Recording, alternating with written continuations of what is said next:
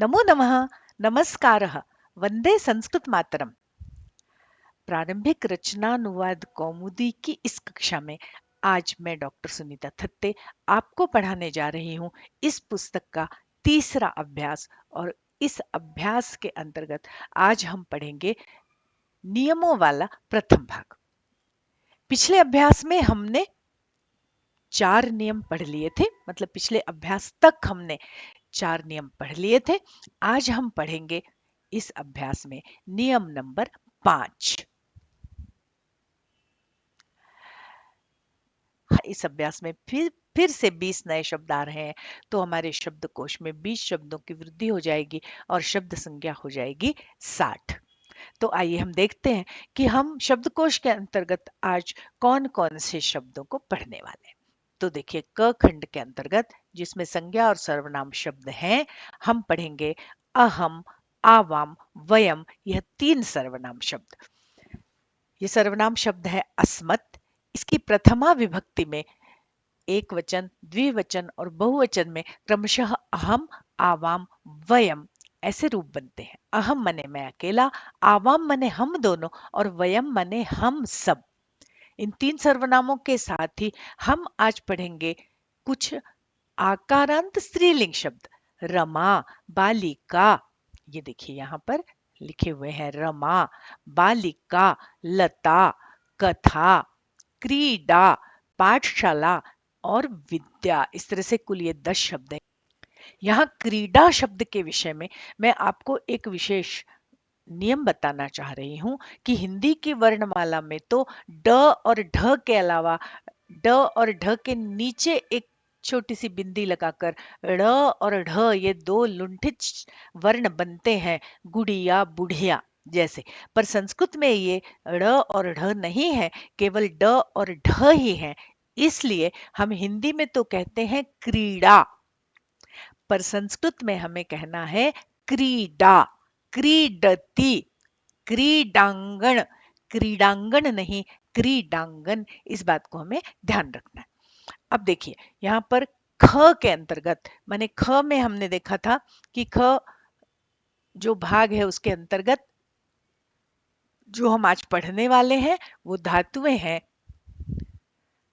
आगम, दृश्य, स्था, पा, घ्रा और सद। देखिए गम धातु हमने पिछले पाठ में पढ़ी थी। गम से बना था गच्छति। अब इसमें हमने आ उपसर्ग लगा दिया, गच्छति माने जाता है, और हमने आ उपसर्ग लगा दिया तो पद बनेगा आगच्छति। तो आगच्छति का अर्थ होगा आता है। आगच्छ या आगम माने आना, गम माने जाना। दृश्य, स्था, पा, घ्रा, सद और साथ ही गम, ये ऐसी धातुएं हैं जिनको कुछ पृथक आदेश हो जाते हैं। अभी हम आगे चलेंगे तो उन आदेशों की बात करेंगे।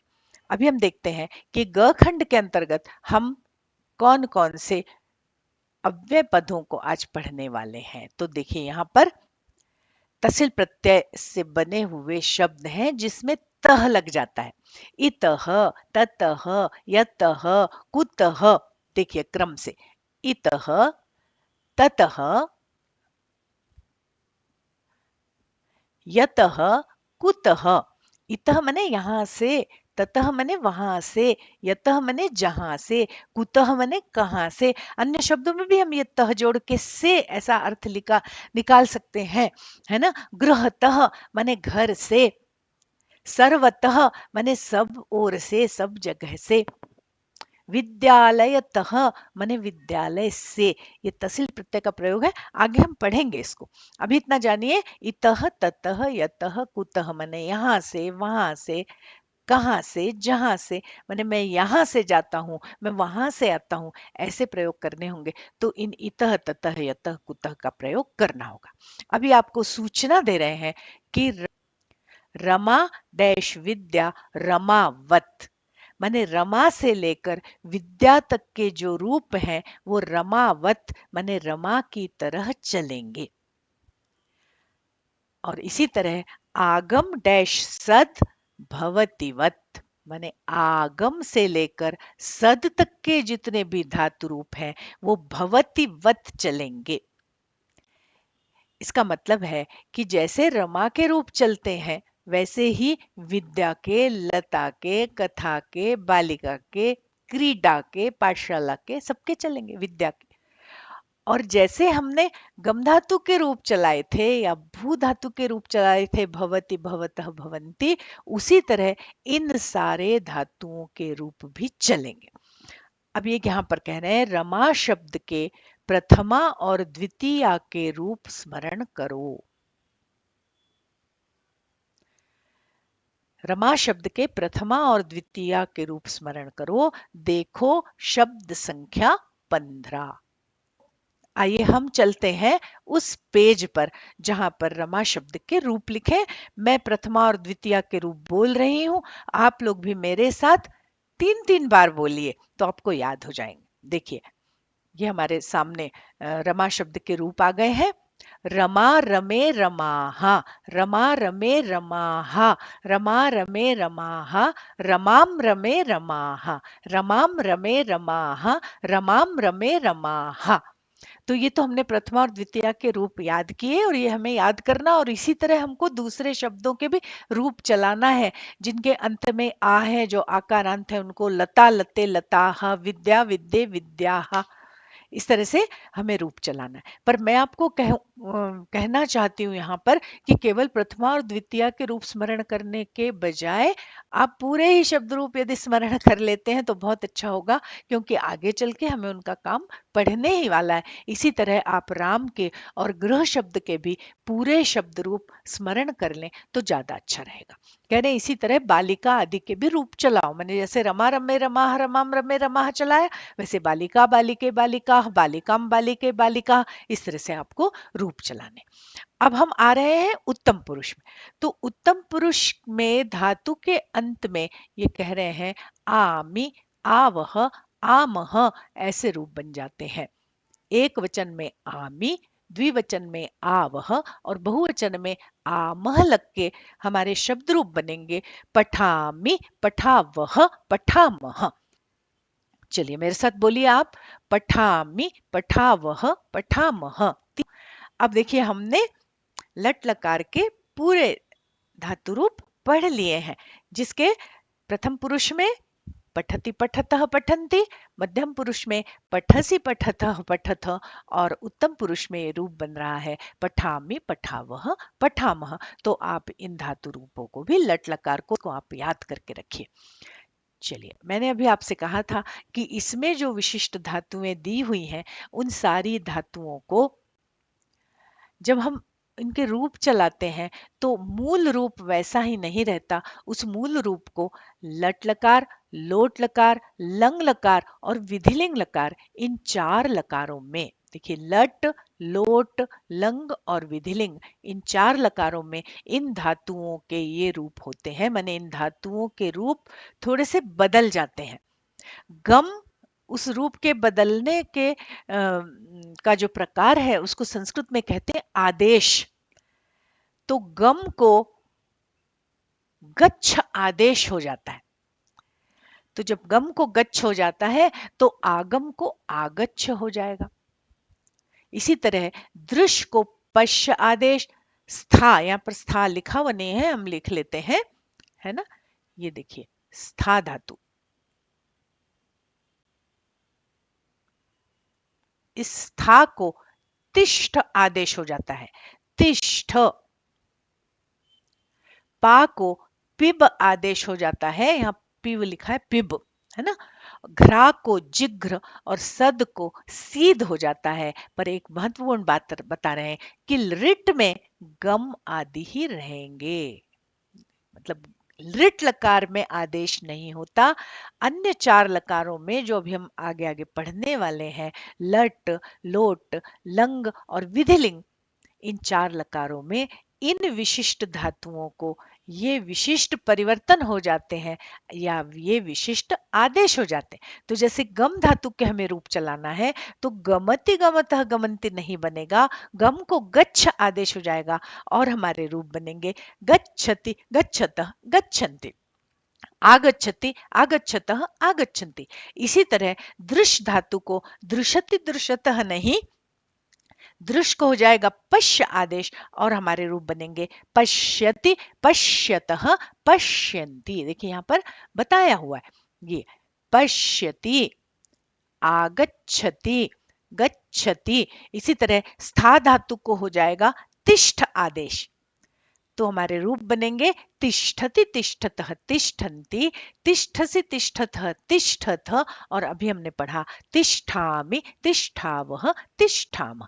इसी तरह पा धातु को आदेश हो जाएगा पिब और रूप बनेंगे पिबति, पिब नहीं पिब, पिबति, पिबतः, पिबन्ति। इसी तरह घ्रा, घ्रा मने सूंघना, पिब माने पीना, दृश्य माने देखना, तिष्ठ माने स्थित होना या बैठना। इसी तरह घ्रा को हो जाएगा जिघ्र, घ्रा माने सूंघना, इसको जिघ्र आदेश हो जाएगा, तो घ्राति घ्रातः नहीं, जिघ्रति जिघ्रतः जिघ्रन्ति ऐसे रूप चलेंगे कि सूंघता है। सह पुष्पम जिघ्रति। और सद धातु जिसका अर्थ होता है बैठना, उसको सीद आदेश हो जाता है और हमारे रूप बनेंगे सीदति, सीदतः, सीदन्ति। सद को सीद आदेश हो जाता है, ये देखिए, है ना। और रूप हमारे चलेंगे सीदति, सीदतः, सीदन्ति। और फिर से वही बात आप बिल्कुल अपने दिमाग में अच्छे से बिठा लीजिए कि ये जो परिवर्तन है ये इन चारों लकारों में होंगे, लट, लोट, लंग और विधिलिंग। पर जब लृट लकार का प्रसंग आएगा तब ये परिवर्तन नहीं होंगे। लृट लकार के प्रसंग में धातु अपने मूल रूप में ही चलेगी। हम जब लृट लकार पढ़ेंगे तब हम इस पर विस्तार से चर्चा करेंगे। अब देखिए आगे है वर्णमाला। अब चूंकि ये पुस्तक बहुत शॉर्ट में बनाई है, 30 पाठों के अंतर्गत बहुत कुछ कवर करना संभव नहीं है, इसलिए यहाँ पर वर्णमाला को बहुत शॉर्ट में समझाया गया। कह रहे वर्णमाला कोष्ठ में उसके पारिभाषिक नाम है, उन्हें स्मरण कर लें। देखिए यहाँ ये वर्णमाला है, कह रहे कोष्ठ में पारिभाषिक नाम है, उन्हें स्मरण कर लें। तो पारिभाषिक नाम कौन से हैं? ये कोष्ठक में दिए हुए, ह्रस्व, दीर्घ, मिश्र या मिश्रित, कवर्ग, चवर्ग, टवर्ग, तवर्ग, पवर्ग, अंतस्थ, ऊष्म, अनुनासिक और विसर्ग। और अनुस्वार भी, अनुस्वार, अनुनासिक और विसर्ग। अब देखिए यहाँ पर इस वर्णमाला को आप देखेंगे तो हिंदी की वर्णमाला से बहुत मिलती जुलती है ना। अ, ई, उ, री, ए, ऐ, ओ, औ, आ, ई, उ, ये सब कुछ तो हिंदी की वर्णमाला में भी है। यहाँ पर हमको दो वर्ण अतिरिक्त दिखाई पड़ रहे हैं, वो है लृ और दीर्घ री। ये देखिए यहाँ पर ये दो दो मात्राएं होती हैं ऐसी, दीर्घ री। तो इस तरह से स्वरों में ये दो स्वर अतिरिक्त है और आप देख रहे हैं कि स्वरों में अनुस्वार और विसर्ग नहीं है, मतलब अम और आहा की गिनती संस्कृत की वर्णमाला में स्वरों के अंतर्गत नहीं होती, उनका एक अलग नाम है अयोग वाह। इसके बाद क ख ग घ ङ, च छ ज झ ञ, ट ठ ड ढ ण, त थ द ध न और प फ ब भ म, इनको क्रमशः क वर्ग, च वर्ग, ट वर्ग, प वर्ग, तवर्ग और पवर्ग कहते हैं। और इनको और शॉर्ट में पाणिनि जी कु चु टू तु पू कहते हैं। य र ल व अंतस्थ कहलाते हैं। श श स ह ऊष्म कहलाते हैं। अम को कहते हैं अनुस्वार, विसर्ग को कहते हैं आहा को कहते हैं विसर्ग, और ये जो एक चंद्र बिंदु लगाई जाती है उसका नाम है अनुनासिक। यहाँ पर बहुत ही संक्षेप में वर्णमाला को समझा दिया गया है, क्योंकि पुस्तक में केवल 30 ही पाठ हैं और सारे कोर्स को कवर करना है। आप अगर वर्णमाला के विषय में विस्तार से जानना चाहते हैं तो आई बटन पर मैं वर्णमाला से संबंधित मेरे बने हुए जो 4 वीडियोस हैं उनमें से पहला लगा रही हूँ, माहेश्वर सूत्र का वीडियो। माहेश्वर सूत्र के वीडियो को देखने के बाद आपको समझ में आएगा कि हमारी वर्णमाला की उत्पत्ति कहाँ से हुई। दूसरा है वर्णों से संबंधित वीडियो, जिसमें आपको संस्कृत की पूरी वर्णमाला का जो प्रारंभिक स्तर पर आवश्यक है, व्यवस्थित ज्ञान होगा। और तीसरा वीडियो है उच्चारण स्थानों से संबंधित, जिसको पढ़कर आपको समझ में आएगा कि हमारी संस्कृत की वर्णमाला कितनी वैज्ञानिक है, कि प्रत्येक वर्ण के उच्चारण का स्थान निश्चित है। यदि हमने उस स्थान से उस वर्ण का उच्चारण नहीं किया तो हम शुद्ध उच्चारण कर ही नहीं सकते। मैं इन वीडियोस को या इन वीडियोस की जो प्लेलिस्ट की लिंक है वो मैं एंड स्क्रीन पर भी लगा दूंगी। और वैसे आप मेरे डॉक्टर सुनीता थत्ते के चैनल पर जाकर भी आप वर्ण विचार के प्लेलिस्ट के अंतर्गत इन वीडियोस को यदि देख लेंगे तो बहुत अच्छा होगा। वर्णमाला से संबंधित आपके मन में जितने प्रश्न हैं उन सारे प्रश्नों का उत्तर आपको मिल जाएगा। प्लस सूत्र शैली में जब हम संधियां पढ़ेंगे तो आपके लिए बहुत सहूलियत हो जाएगी। चलिए यहाँ पर भी थोड़ा सा समझा रहे हैं। देखिए यहाँ पर ये बता रहे हैं क च ट त प माने प्रथम वर्ण, ख छ ठ थ फ माने द्वितीय वर्ण, ग ज ड द ब माने तृतीय वर्ण, ख घ झ ढ ध भ माने चतुर्थ वर्ण, और य ङ य ण न म माने पंचम वर्ण है। और संधि के नियम के लिए संकेत क्यों स्मरण करना है? क्योंकि वो सूत्र शैली में आपको जब संधि समझाएंगे तो इन्हीं का प्रयोग करेंगे। इसीलिए मैं आपको कह रही हूं कि माहेश्वर सूत्रों का वीडियो और उससे संबंधित वर्णमाला और उच्चारण स्थान का वीडियो अवश्य देखें। चलिए अब यहाँ पर एक नियम वो और बता रहे हैं, जो अभी 4 नियम हम पिछले पाठों में पढ़ चुके। यहाँ पर 5वां नियम बताया जा रहा है, नियम नंबर 5। वो कह रहे हैं अज्जीनम अचहीनम परेण संयोज्यम। अचहीनम माने अच से रहित जो व्यंजन होता है वो परेण संयोज्यम, वो पर माने बाद में आने वाले, आगे आने वाले स्वर से मिल जाता है। अब अच माने क्या, हल माने क्या, यह जानकारी भी आपको उस माहेश्वर सूत्र का वीडियो देखने से मिलेगी। अभी इतना जान लें कि सारे स्वरों को कहते हैं अच और सारे व्यंजनों को कहते हैं हल। तो अचहीनम माने स्वर से रहित जो व्यंजन होगा वो आगे आने वाले स्वर में जोड़ दिया जाता है या आगे आने वाले स्वर में मिल जाता है। पर आगे एक बात कह रहे हैं कि यह नियम ऐच्छिक है, माने अगर वो एक पद है तब तो जोड़ना जरूरी है, पर अगर वो दो अलग अलग पद हैं तो वहां पर हमको उन दोनों वर्णों को आपस में मिलाना आवश्यक नहीं है। हम चाहे तो मिलाएं और न चाहे तो न मिलाएं। जैसे अहम के आगे अद्य आया, अहम अद्य, तो इस म में ये जो म है, इस म में अगर हमने अ जोड़ दिया तो ये हल समाप्त हो जाएगा और हमारा पद बनेगा अहमद्य।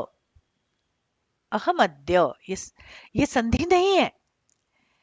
ये आप अच्छी तरह से समझ लीजिए कि संधि बिना परिवर्तन के अगर दो वर्ण आपस में मिलते हैं तो वो संधि नहीं है। जब दो वर्णों का मेल होता है और उनमें कोई परिवर्तन दिखाई पड़ता है तभी वहां संधि होती। ये एक सामान्य नियम है, ये संयोग मात्र हो रहा है। अहमद्य।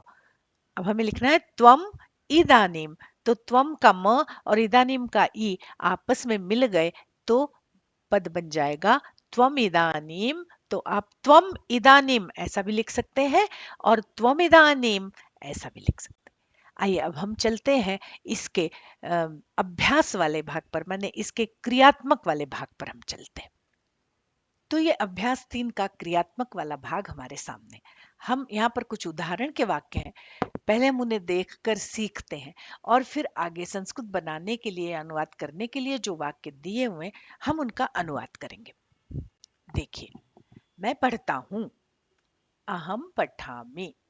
अभी हमने पढ़ा कि अहम, आवाम, वयम ये 3 कर्ता हैं उत्तम पुरुष के। अहम मने मैं अकेला, आवाम मने हम दोनों, और वयम मने हम सब। और इनके साथ ये 3 क्रियाएं लगेंगी, पठामि, पठावह, पठामह।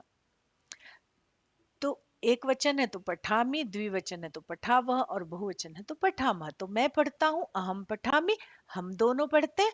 आवाम पठावह, हम सब पढ़ते हैं। वयम पठामह। अब इसमें एक कर्म लग गया बीच में को। मैं विद्या को पढ़ता हूँ, मैं क्रीड़ा को देखता हूँ, या हम दोनों क्रीड़ा को देखते हैं, हम सब पाठशाला को जाते हैं। तो देखिए कैसे रूप बनेंगे। अहम विद्याम पठामि, विद्या में द्वितीया लग गई। विद्या विद्ये विद्याः, विद्याम विद्ये विद्या, विद्या को, मैं विद्या को पढ़ता हूँ। आवाम क्रीडाम पश्यावह, हम दोनों क्रीडा देखते हैं, हम दोनों खेल देखते हैं। वयम पाठशालाम गच्छामः, वयम माने हम सब जैसे ही आया तो गच्छामि गच्छावह गच्छामः, हम सब जाते हैं। कहाँ जाते हैं? पाठशालाम गच्छामः। अहम आगच्छामि, कहाँ आगच्छामि, कुत्र आगच्छामि? कह रहे अहम अत्र आगच्छामि, मैं यहाँ आता हूँ। वयम अत्र तिष्ठामः। देखिए वयमत्र, वो जो एक नियम बताया था, अजीनम परेण संयोजम, ये वयम का म और अत्र का अ दोनों आपस में मिल गए तो वयमत्र हो गया। आप इसको अलग अलग भी लिख सकते हैं। वयम अत्र तिष्ठामः। अहम जलम पिबामि, मैं जल पीता हूँ। वयम अत्र तिष्ठामः माने हम सब यहाँ बैठते हैं। अहम पुष्पम जिघ्रामि, मैं फूल सूंघता हूँ, या वहां पर को अंडरस्टूड है, मैं फूल को सूंघता हूँ। वयम अत्र सीदामः, वयमत्र, वयम अत्र सीदामः। देखिए अभी मैंने पढ़ा था कि स्था माने वे बैठना है, स्थित होना है, और सद धातु भी उसी अर्थ में है। सीदति सीदतः सीदंति रूप चलते हैं। तो वयमत्र सीदामः माने हम सब यहाँ बैठ रहे हैं, या बैठते हैं, या बैठे हैं। तीनों ही स्थितियों में सीदामः तिष्ठामः ऐसा प्रयोग होगा। बालिका कुतः आगच्छति, ये अभी हमने पढ़ा था। तह माने वहां से, कहाँ से, मतलब कहीं से आता है तो तह तसिल प्रत्यय लगता है। कुतः माने कहाँ से, है ना। ततः माने वहां से, यतः माने जहां से। तो बालिका कुतः आगच्छति, यहाँ पर एक प्रश्नवाचक चिन्ह लगना चाहिए था, तो हम लगा देते। बालिका कुतः आगच्छति माने बालिका कहाँ से आती है या कहाँ से आ रही है। दोनों स्थितियों में यही अनुवाद होगा। तो ये अभ्यास के लिए उदाहरण के वाक्य देखने के बाद अब आपको संस्कृत अनुवाद करना है। देखिए यहाँ पर मैं अनुवाद करने के लिए थोड़ी सी हिंट दे रही हूँ आपको। मैं अगर पहले ही आपको सारे उत्तर बता दूंगी तो आप स्वयं नहीं करेंगे कुछ। यहाँ पर आपको स्वयं अनुवाद करना है, अपनी कॉपी में लिखना है, और फिर अगले वीडियो में मैं उसके व्यवस्थित उत्तर आपको दूंगी। फिर उत्तरों से, उन उत्तरों वाले वीडियो को देखकर अपने उत्तरों की आपको जांच करना है, मैंने अपनी कॉपी का आपको स्वयं मूल्यांकन करना है। हाँ तो देखिए मैं पढ़ता हूँ, अभी हमने ऐसे अनुवाद देखे उदाहरण में। मैं माने अहम पढ़ता हूँ, मैं पठ धातु उत्तम पुरुष प्रथम उत्तम पुरुष के एक वचन का हम रूप लगाएंगे, अहम पठामि। अब यहाँ पर आप देखिए कि ये क के अंतर्गत सारे एक वचन के वाक्य हैं, ख के अंतर्गत सारे द्विवचन के वाक्य हैं, और ग के अंतर्गत सारे बहुवचन के वाक्य हैं। तो पहले मैं आपको मैं के लिए अहम, और फिर जो भी धातु आई है उसमें मी लगाना है। हम पठामि, हम लिखामि, हम गच्छामि, हम आगच्छामि, हम पश्यामि, हम तिष्ठामि, हम पिबामि, हम वदामि। इस तरह से आपको वाक्य बनाना है। और बीच में अगर कोई वो आ रहा है, बीच में अगर कोई कर्म आ रहा है तो उसमें द्वितीय लगाना है। पाठशालाम क्रीडाम पुष्पम इत्यादि, लताम जलम। तो ये आपको ये अनुवाद स्वयं करने हैं। मैं पाठशाला जाता हूँ, दो तीन करके मैं दिखा रही हूँ। मैं अहम जाता हूँ, गच्छामि कहाँ जाता हूँ, पाठशाला। पाठशाला में हमने द्वितीय लगाई, अहम पाठशालाम गच्छामि। तो अब उसी तरह मैं खेल देखता हूँ, मैं फूल सूंघता हूँ, इसी तरह बनेंगे। मैं वहां से आता हूँ, मैं आता हूँ, आप कर लेंगे। अब वहां से के लिए हमारे पास एक अव्यय है, ततः। यहाँ, यहाँ के लिए हमने पहले के पाठों में अव्यय पढ़ा है अत्र, मैं यहाँ बैठता हूँ। मैं बैठता हूँ, आप कर लेंगे, मैं पढ़ता हूँ की तरह। अब यहाँ के लिए अत्र लगा देंगे। मैं लता को देखता हूँ, मैं पाठशाला जाता हूँ की तरह ही मैं लता देखता हूँ, मैं जल पीता हूँ, मैं सत्य बोलता हूँ। उसी तरह से आपको अनुवाद करने। अब यहाँ पर है द्विवचन के वाक्य। अब द्विवचन के वाक्यों के भी एक दो उदाहरण हम कर लेंगे। तो देखिए, हम दोनों कहाँ से आते हैं। तो जैसे अब ये बड़ा वाक्य आ जाता है तो हम इसको तोड़ तोड़ के अनुवाद करेंगे। हम दोनों, तो आवाम। आते हैं, तो आगच्छामि आगच्छावः, आवाम आगच्छावः, आवाम पिबावः, आवाम पश्यावः। इस तरह वह लगाना है आवाम के साथ। अब यहाँ अव्यय आ गया कहाँ से, तो कुतः लगा दिया। आवाम आगच्छावः, आवाम कुतः आगच्छावः। अब यहाँ हम दोनों वहां से आते हैं, तो कुतः की जगह आप वहां से के लिए ततः लगा दीजिए, आपका वाक्य बन जाएगा।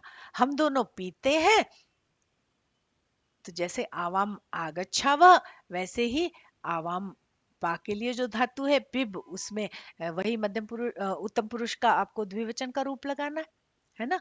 इसी तरह देखते हैं के लिए दृश्य धातु पश्यामि पश्यावह पश्यामह में से जो उपयुक्त है वो लगाना है। राजा के लिए नृप शब्द आया है, हम दोनों राजा को देखते हैं, तो इसका अनुवाद आपको हम दोनों कहाँ से आते हैं इसी तरह से करना है। अब ग खंड को देखिए, ग खंड में बहुवचन के वाक्य हैं, हम सब माने वयम। पढ़ते हैं, पठामि पठावह पठामह, अहम आवाम वयम, वयम के साथ बनेगा लगेगा पठामि पठावह पठामह, तो वयम पठामह, वयम नमामह, वयम जिग्रामह, वयम रक्षामह। इस तरह से आपको वाक्य बनाने, वयम पिबामह, है ना। तो आप करिए इसको अपने आप। एक मैं बता रही हूँ, हम सब विद्या पढ़ते हैं, वयम विद्याम पठामह। हम सब नमस्कार करते हैं, नम धातु लगाइए, ईश्वर को ईश्वर में द्वितीय लगाइए। हम सब फूल सूंघते हैं, फूल को कहते हैं पुष्प, पुष्पम। हम सब सूंघते हैं, इसका वाक्य बनाइए, जिघ्र, घ्रा को जिघ्र आदेश हो जाता है, जिघ्रामि जिघ्रावह जिघ्रामः, जो उपयुक्त हो वो लगाइए। हम सब बालिका की रक्षा करते हैं, बालिका में द्वितीय लगाइए, बालिकाम, हम सब रक्षा करते हैं। इसका सही उत्तर आपको अनुवाद करके लिखना है। चलिए अब आगे चलते हैं। यहाँ कुछ अशुद्ध वाक्य दिए हैं और उसको उन्होंने सुधारा है। हम पुष्पम जिग्रामी, घ्रामी नहीं होता, घ्रा को जिग्र आदेश हो जाता है, और इसका सही उत्तर है जिघ्रामी। अहम अत्र स्थामि, ये गलत है, स्था को तिष्ठ आदेश होता है, तो सही उत्तर होगा अहम अत्र तिष्ठामि। देखिए यहाँ पर इन्होंने जोड़ दिया अहमत्र, पर हम अहम अत्र ऐसा भी लिख सकते हैं। वयम बालिकायाः रक्षामि, अब वयम के साथ मी नहीं लगेगा, तो सुधार के इन्होंने लिखा रक्षामः।